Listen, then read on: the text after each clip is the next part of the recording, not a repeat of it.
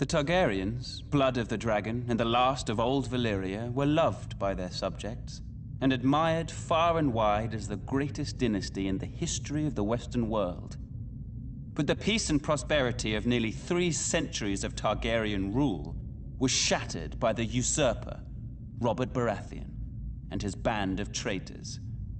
House Baratheon owed its very existence to the Targaryens.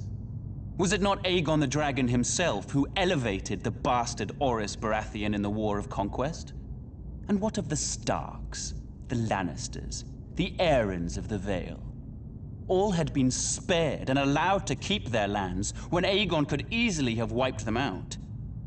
Centuries later, the usurper and his lackeys repaid Aegon's benevolence with treachery. There are some who dare to claim Robert and his allies had reason to rebel. They say the Crown Prince stole the usurper's lady love. They say my father, King Aerys, murdered Rickard Stark and his son without just cause. Whether these charges are true or not, it doesn't matter. The dragon answers to no one. Aerys' good name has been besmirched in the years since the rebellion. He's been called a dangerous madman, a monster, a tyrant that brought his tragic end upon himself. Lies! My father was a victim of weaklings in his council, lackwits who failed him in his hour of need and let the rebellion spin out of control. But it was not enough. The royal army was crushed at the Battle of the Trident. It was there the valiant Rhaegar met Robert in single combat, but the gods betrayed him, and he perished by the usurper's hand.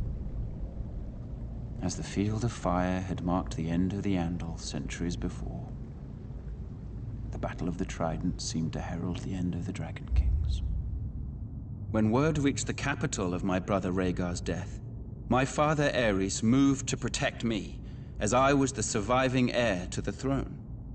He sent me to the island fortress of Dragonstone, along with my mother, Queen Rhaela, who was great with child.